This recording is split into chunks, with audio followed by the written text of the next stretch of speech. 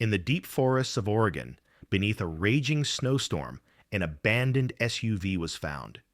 Inside were traces of blood, but the bodies of Michael Harrison and his 14-year-old son Jake were nowhere to be found. This would be the last anyone saw of them.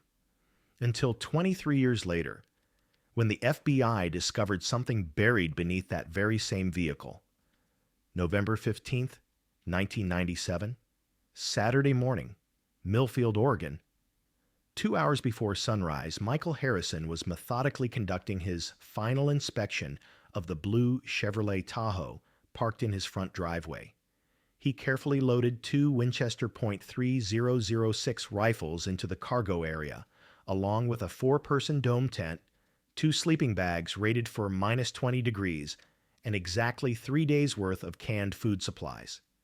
He filled his large-capacity thermos with steaming hot coffee and added an emergency red flare gun, compass, and topographic map to their gear.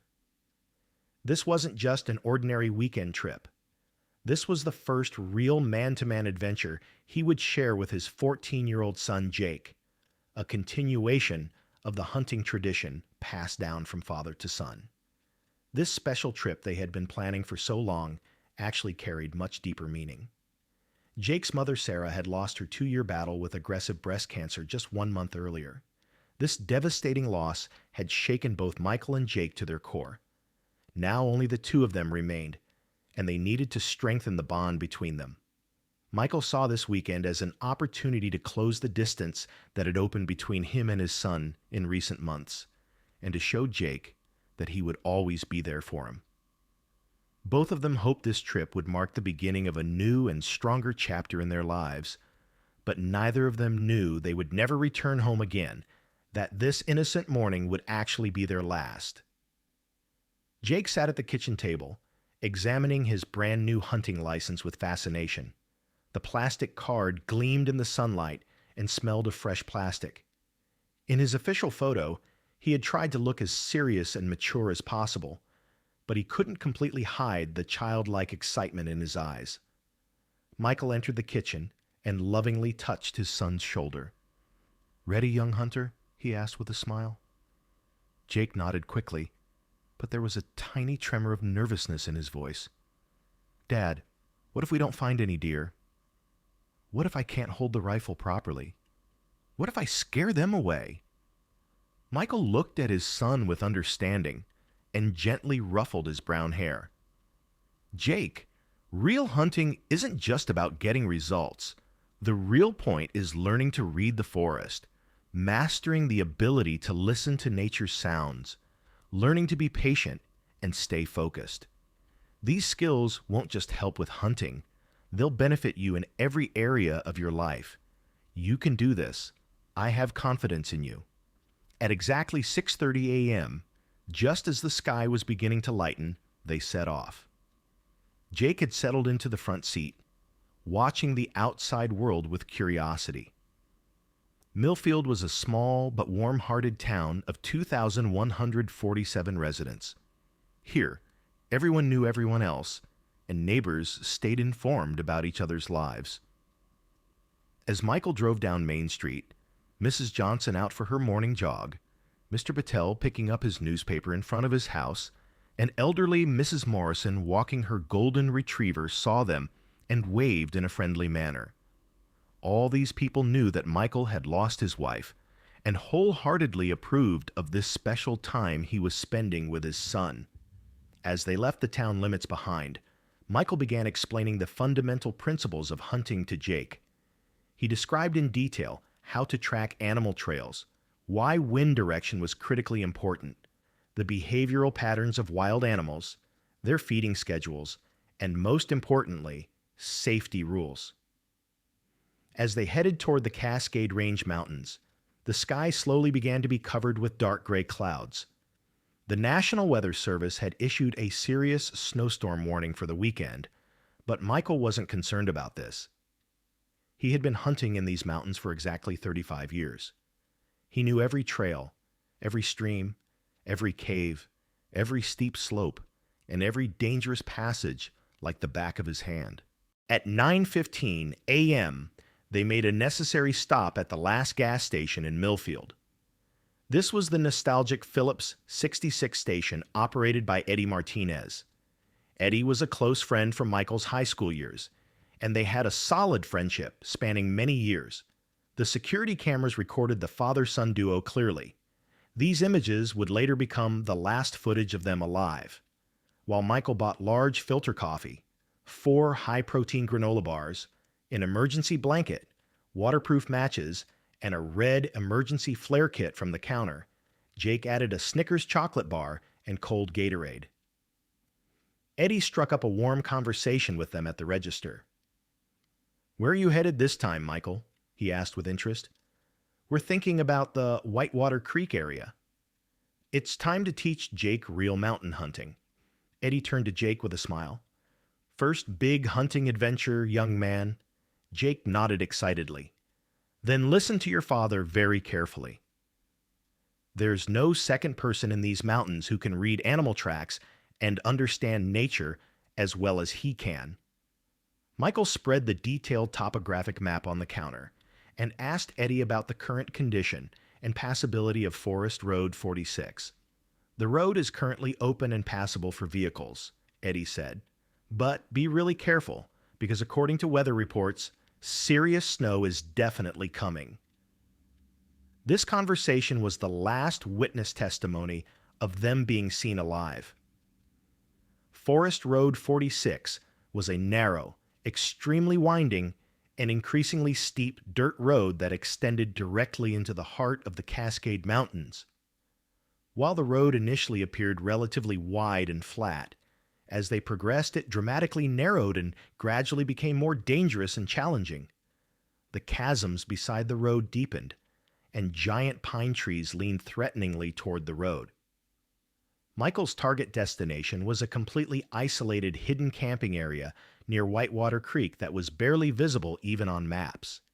This region was a natural transit and feeding route for white-tailed deer, elk, and sometimes dangerous black bears. Very few hunters dared to venture this deep because the return route posed a life-threatening danger when weather conditions changed suddenly. But Michael was an experienced hunter accustomed to taking calculated risks, and he knew this area extremely well. Throughout the journey, Jake took photographs through the window of giant pine trees, rocky slopes, small streams, and the occasional deer or squirrel that appeared. He used the vintage Pentax camera he had inherited from his father. Michael had also taught him basic photography techniques. "Take lots of photographs on every hunting trip, Jake. At home we can relive these memories and develop our experiences." At 11:45 a.m., the first snowflakes began falling on the car's windshield. Initially, they were quite large, slow, and harmless-looking flakes. They appeared innocent. But within just 15 minutes, the intensity began to increase noticeably. Michael turned on the radio and listened to the local weather station. A heavy snowstorm warning is in effect for the northern Oregon region. Snow accumulation rates of 3 to 5 inches per hour are expected. All drivers are advised to be extremely careful and postpone their travels if possible. Michael decided to drive more cautiously and carefully. The road was rapidly becoming covered with a layer of ice, and the SUV's tire grip on the ground was decreasing alarmingly. As Jake watched the rapidly accumulating snow piles through the window, some anxiety began to appear on his face. "Dad, maybe we should consider turning back. The weather really seems to be getting very bad." Michael gave his son a reassuring and encouraging smile. "Don't worry, Jake. I can navigate these challenging roads even with my eyes completely closed. Can a little snow stop experience hunters like us? Besides, if we turn back now, we'll completely miss this wonderful hunting opportunity." But at 12:30 p.m., everything changed fundamentally in an unexpected way. While trying to navigate one of the road's sharpest curves, Michael's loss of vehicle control lasted only a few critical seconds. A large mass of snow that broke loose from the roadside and went under the car disrupted the SUV's balance, and the vehicle suddenly began sliding uncontrollably to the left. Michael reflexively and frantically pressed the brake, but this action increased the car's sideways sliding instead of stopping it. His attempt to regain control by jerking the steering wheel hard to the right also unexpectedly failed. The vehicle completely left the road, first hitting a large granite rock fragment, then crashing violently into a massive pine tree. The metallic sound of the impact was horrifyingly loud enough to deafen ears. Metal bending, glass breaking, and then the deep, disturbing silence that followed. The windshield was completely cracked in a spiderweb pattern. Blood was flowing from Jake's forehead, and his hair was stained with blood. Michael felt severe dizziness and nausea, but thankfully was conscious and able to move. After getting over the initial shock, he immediately turned to his panicked son. "Jake! Jake, are you okay, son? Answer me!" Jake slowly nodded his head, his eyes somewhat blurry and unfocused. "My head is spinning really badly, Dad, but I don't think it's anything serious." Both were alive, but their situation didn't look promising at all. Michael got out to check the car's engine condition, and the scene he encountered was a complete disappointment. The front bumper was completely crushed, the radiator severely damaged, and thick steam was rising from the engine. The coolant was mixing with snow and forming a pink stain on the ground. The possibility that the engine block had cracked was very high. He tried turning the ignition key, but the engine didn't even make a sound. The electrical system must have also suffered serious damage. Snow was now falling violently, and visibility had dropped to a dangerously low level of less than 2 meters. As expected, the cell phone wasn't receiving any signal. There was never any coverage in this mountainous region anyway. The nearest main road was at least 3, maybe 4 kilometers away. But walking in these terrible weather conditions and with such poor visibility would definitely be suicide. Michael was forced to make an extremely difficult and critical decision. "Jake, we're going to stay here and wait for the snowstorm to completely pass," he said breathlessly as he got back into the car. "When morning comes, the weather will definitely improve, and then we can safely walk to get help." Jake looked at him, clear fear in his eyes, but he was trying to trust and believe in his father. Michael took out a thick, thermal insulated blanket from the emergency bag and carefully covered the shivering Jake. Throughout the night, snow fell continuously, as if it would never end. The snow rapidly accumulating around the car was both hiding them from outside view and completely isolating them from the outside world. During his sleepless and anxious night, Michael regularly looked outside at intervals, trying to measure the snow depth. When they woke up in the morning, they faced a terrible reality. The SUV was almost completely buried under snow. Even opening the doors required tremendous physical effort. At this point, Michael began to seriously worry. Their food supply could only last 2 more days, and it seemed nearly impossible for professional rescue teams to find them in these horrible weather conditions. Monday morning, November 17th, the snow had finally stopped. The weather appeared clear, but was still ice cold. Michael decided to walk alone to seek help. This was an extremely risky decision, but no alternatives remained. Taking Jake on a challenging walk in this deadly cold would definitely be too dangerous for the child. "Jake, you absolutely will not leave here, okay? I'll be back in at most 1 or 2 hours. If anything happens and I can't return, set out tomorrow morning after the sun rises and try to reach the main road. Wait there for someone to pass and ask for help." Jake nodded, but great fear was in his eyes. "Dad, what if you get lost too? What if something happens to you too?" Michael stroked his son's hair with extreme tenderness. "I won't get lost, Jake. I promise you. I always return to you." This would be the last promise Michael made to his son. Michael began the arduous walk through deep snow. The first half hour was relatively easy due to the adrenaline effect, but the snow reached up to his knees, and each step required tremendous physical strength and endurance. His shoes began getting wet very quickly, and he lost feeling in his toes. As he walked, he left deep footprints behind him, but the wind was erasing them at a dangerous speed. After 2 hours of struggle, when he reached the main road, he was having serious difficulty breathing, but the road was completely empty. Not a single vehicle passed for hours. The weather was rapidly darkening again, and a new, more powerful storm system was approaching threateningly. Michael was forced to decide to return, but with great panic he realized he couldn't follow his own tracks. The wind had completely erased them. He became completely lost in the forest. In a state of great panic, he began searching for Jake, but he had completely lost his sense of direction. Every tree, every rock, every path looked the same. When night fell, unbearable despair enveloped him. The ice cold penetrated to his bones. He tried to shelter under a large pine tree, but he was feeling the deadly symptoms of hypothermia. His consciousness was coming and going. Finally, he thought of Jake's smiling face. Meanwhile, Jake waited patiently in the car until 3 p.m. His father still hadn't returned. Anxiety was increasing rapidly and uncontrollably. His stomach was rumbling violently, but much worse than that was the unbearable feeling of loneliness. When it passed 4 o'clock, he realized that something bad must have happened to his father. He decided to get out of the car and search for him. He tried to follow his father's footprints, but the wind had completely hidden them.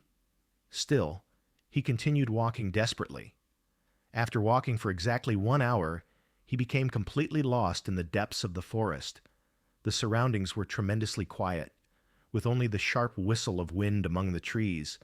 In a state of great panic, he began shouting, "Dad! Dad! Where are you?" His voice echoed in the forest and then disappeared into the void.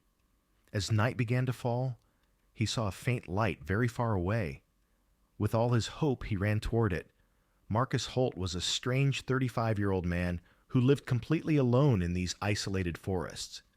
His small cabin was somewhere nearby, and he had heard Jake's desperate shouts. When he found Jake, the child was on the verge of freezing. "Hey, kid, are you okay? Are you lost?" Jake told him the whole story in a trembling voice. Marcus appeared thoughtful and calculating. "I'll help find your father, of course. But first, we need to warm you up." Marcus took Jake to his warm cabin. Inside was comfortably warm, with a fire crackling cheerfully. Jake gratefully approached that life-saving warmth. Marcus gave him delicious hot soup and fresh bread. "Let's search for your father first thing tomorrow morning," he said in a calm voice. But the searches ended unsuccessfully. Marcus told Jake that his father had probably lost his way, and the likelihood of him freezing was high. Jake began to cry. Marcus gently comforted him. "Don't be sad, little man. You can stay with me now. I'll protect you." This was the last day Jake Harrison saw freedom. 3 days later, Jake's great-aunt Linda anxiously called the police. "I want to report missing persons," she said in a trembling voice. "My brother and nephew went hunting, but didn't return on time." Search and rescue coordinator Sergeant Bill Hayes immediately took action, understanding the seriousness of the situation. These types of situations, unfortunately, occurred frequently in mountainous regions and usually ended badly. When Jackson County search teams found the abandoned SUV on Forest Road 46, the vehicle was buried under a snow pile. Inside were dried blood traces, but neither Michael nor Jake was there. A large-scale search operation was launched. More than 200 volunteers, 15 trained police dogs, and 2 helicopters systematically searched the area for 5 days. Michael's footprints were partially found, but they completely disappeared after half a kilometer. Jake's trail couldn't be found anywhere. When a new snowstorm began on the 6th day, the search was stopped for safety reasons. Months passed, and no clues emerged. Michael and Jake Harrison appeared to have completely vanished in Oregon's deep forests. The file was officially moved to the cold case archives.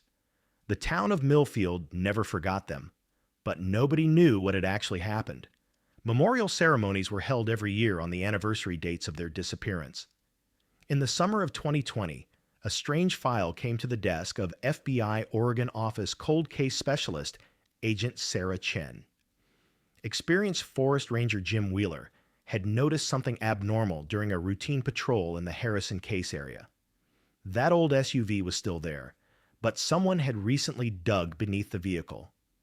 Chen went to the area with her experienced team. The SUV had been rotting for 23 years, covered with wild vines. The windows were cracked, and the body was rusted. But what Wheeler said was true. There were fresh digging marks under the car. A carefully preserved plastic bag had been buried. Inside were Jake's old diary and a surprising photograph. The diary contained a final entry dated November 18, 1997. Dad didn't come back. I'm very scared. It's getting dark and very cold. The man brought me here. His name is Marcus. He said he'll take me to the cave at Whitewater Creek. He said it's a very dark, cold place. I don't understand why he brought me here. He told me my dad got lost, but my dad will come to find me. I know he will come. The photograph showed Jake, but he appeared to be in his 30s. On the back was written, November 15th, 2020, 23rd anniversary. Chen was shocked. Was Jake Harrison still alive? Whitewater Creek Cave was found by experienced local teams. The cave entrance was hidden with vines. Inside was narrow, damp, and dark. The FBI forensic team entered with flashlights. In the depths of the cave, old camping equipment was found.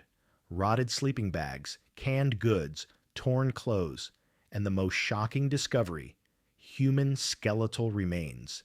DNA tests confirmed that the skeleton belonged to Michael Harrison. There were blunt trauma marks on the skull, a deep crack on the left side. Someone had intentionally killed him, but Jake's body was nowhere to be found. There were other strange traces in the cave as well, evidence that someone had been living there recently.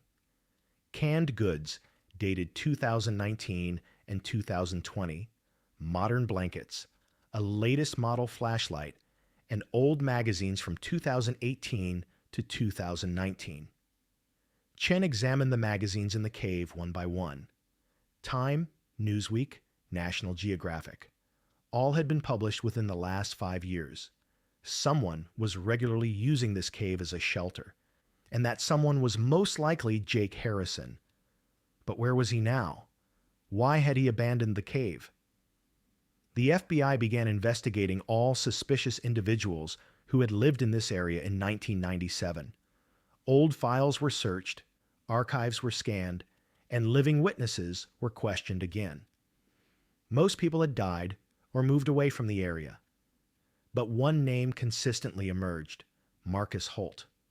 He was 35 years old in 1997, a forest worker who lived alone in the Cascade Mountains.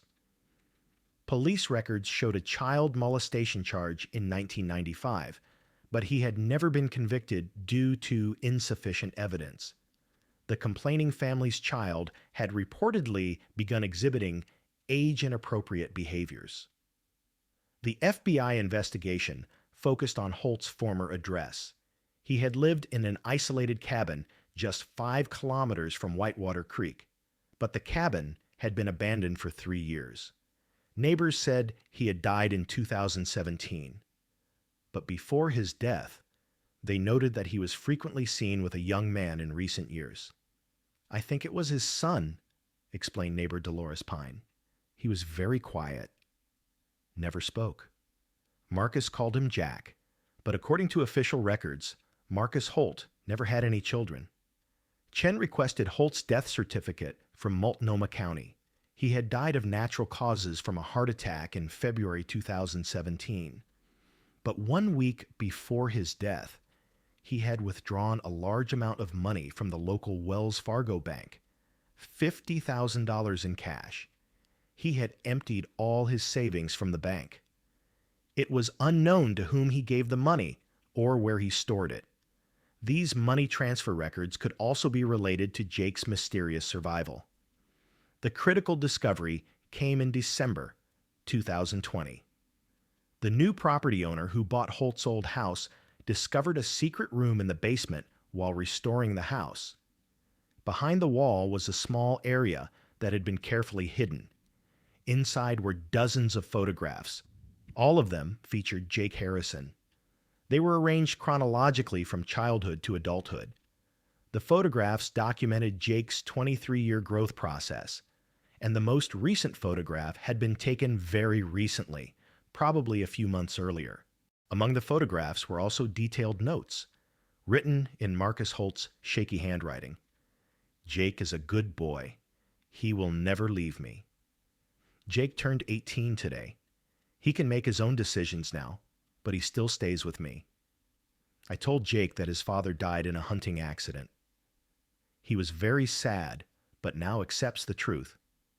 These notes showed that Jake had lived under Holt's psychological control for years and had developed Stockholm Syndrome. But the most shocking note was on the last page. Jake is now a free young man. He's a little angry at me because I told him the truth, but he'll understand. I'm leaving all my money to him. He should live his own life now. He doesn't need to apologize to me. I gave him a good life. Holt had released Jake before dying, and Jake had decided to reveal the truth 3 years later. The FBI launched a major operation at the national level to find Jake Harrison. Information given to the media announced they were looking for a 37-year-old man, 1.8 meters tall, with brown hair. His most recent photograph was published on television, in newspapers, and on the FBI's Most Wanted website. The news received wide coverage in national media. CNN, Fox News, and MSNBC featured the story as headline news. 2 weeks later, on December 15, 2020, Jake Harrison came to the Portland FBI office on his own. When he introduced himself to Agent Chen, the agent was amazed. The man standing before her was indeed the person in the photograph. He was ready to tell about the horror he had lived through for 23 years. But his story wasn't just a simple kidnapping tale. It was a complex story of Stockholm Syndrome, psychological manipulation, survival struggle, and the limits of the human spirit. Jake told his painful 23-year story in detail. When Marcus found me, he said he would help. He said we would find Dad, but he never let me go. I stayed in his cabin that night. The next day was the same. Days became weeks. In the early years, I constantly tried to escape. But Marcus always found me. He knew the forest very well. He had memorized every hidden trail, every cave, every water source. He constantly told me that my father was searching for me but couldn't find me. Then he told me that my father had died from freezing in the forest, that his body had been eaten by bears. He gave very painful details. He said my mother was also looking for me but had given up hope, even moved to another city. Over time, I became dependent on him. I developed Stockholm Syndrome. I didn't know any other way of life anymore. Marcus taught me basic reading and writing. He gave me math, science, and history lessons, but my connection to the outside world was completely cut off. There was no television, radio, or newspaper, only old books. As the years passed, I saw Marcus aging and getting sick. He had heart problems, diabetes, and high blood pressure issues. He took his medications regularly. When I realized he was going to die, for the first time in my life, I began to think about my own future. When he died, I was completely alone. For the first time, I had the chance to make my own decisions, and I decided to reveal the truth, to find my father's body. I wanted to give him a proper funeral. I wanted to reunite with my family. The story Jake told deeply affected the FBI agents and psychologists. Coming forward on his own and telling the truth after being kidnapped for 23 years required incredible courage and strength. But Jake's purpose wasn't just to ensure justice. He also wanted to find his father's body, give him a proper burial, and place him next to his mother's grave. Why Marcus Holt killed Michael Harrison was never fully understood. According to Jake's account, Marcus had initially said his father died from freezing. But years later, when he realized he was dying, he confessed the truth. Marcus claimed that Michael had tried to take Jake back, that a physical fight broke out between them, that he hit him in the head with a rock in self-defense, but that he had no intention of killing him. But how much of this story was true would never be known. Marcus was dead, and all the truths were buried with him. The trial process was very difficult for Jake. On top of the trauma he had experienced for 23 years, having the entire country's eyes on him, constant media attention, and questions added to his need for intensive psychological support. But Jake was determined. He wanted justice in his father's name. Even though Marcus Holt was dead, the case would be officially considered solved. During the FBI's in-depth investigation, many more dark secrets from Marcus Holt's past emerged. In the 1980s and 90s, there were child disappearance cases in various states, and some coincided with regions where Holt was located during those periods. But proving these was no longer possible. The Jake Harrison case was perhaps Marcus Holt's only known crime, but it definitely might not have been his only crime. Jake Harrison's story wasn't just a family tragedy. It also became a very important example showing how the FBI works with determination and perseverance in missing children cases. Agent Chen and her experienced team's reopening and successfully solving the case 23 years later gave great hope for thousands of other cold cases. Jake is 47 years old today and lives in a small, quiet town in Oregon. He had to change his name for privacy because media attention was making his life difficult. He's receiving intensive psychological treatment and trying to build his life completely from scratch. Modern world technologies seem very foreign to him. Internet, social media, smartphone technology, online shopping. He had to learn all of these gradually. Adapting to normal society after 23 years wasn't easy at all. One of Jake's most emotional moments was visiting his mother's grave for the first time. Sarah Harrison had died in 1997, just 1 month before Jake disappeared. She had closed her eyes to life with great curiosity and pain, never learning what happened to her son. Jake stood in front of the headstone for hours and sincerely apologized to his mother. "I'm sorry, Mom. I'm so sorry for making you so sad, for disappointing you. I promised to always be by your side, but I couldn't." His father's body was finally buried with a large ceremony in Millfield Cemetery, right next to his mother. The funeral ceremony was watched with great interest by the entire town. People had brought flowers and photographs. After 23 years, the Harrison family was finally reunited. Jake placed a pair of vintage hunting rifles on the grave. "Dad finally completed his last unfinished hunt," he said, crying. "Now he can rest in peace." This incredible story became a modern legend throughout Oregon and then all of America.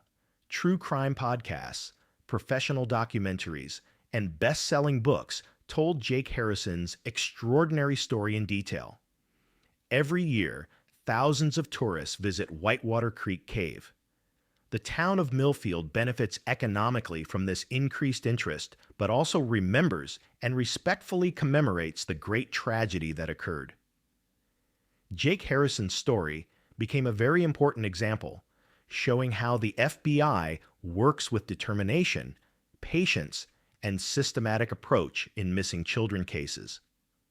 Agent Chen was promoted after this successful case and became head of the National Cold Cases Unit. She still continues trying to solve similar cases and give hope to families. And at the same time, it reminds us that hope should never be lost. Families of missing children draw great strength from Jake's miraculous story. Maybe their own children will return home one day too, they hope. But the most important lesson of this extraordinary story is this. Some secrets may remain buried underground for years, but they will definitely emerge sooner or later. Michael and Jake Harrison's story waited patiently for exactly 23 years, but truth finally triumphed. And this keeps hope alive for thousands of other missing children families. Because sometimes people who disappear aren't really lost. They simply haven't been found yet. And the FBI never gives up on these types of cases. Every clue is meticulously followed. Every piece of evidence is analyzed in detail. Because every family has the right to learn the truth. Jake Harrison's courage in coming forward is very hopeful for other victims in similar situations. Although returning to normal life after severe trauma is very difficult, it's definitely possible. And justice, no matter how much time passes, will eventually find its place. That old SUV found under snow in Oregon's forests wasn't just a vehicle. It was the key to a complex 23-year secret. And that key was finally used in the right hands. The truth came out, and Michael Harrison can finally rest in peace. Jake Harrison courageously began a completely new life. This unforgettable story clearly shows us that hope should never be lost, because unknown, unimaginable truths are still out there, patiently waiting to be discovered. And sometimes, even the darkest secrets can come to light. Jake Harrison's incredible story is the strongest, most touching proof of this. Every missing child case, every cold file, can definitely be solved one day. Because truth always wants to surface.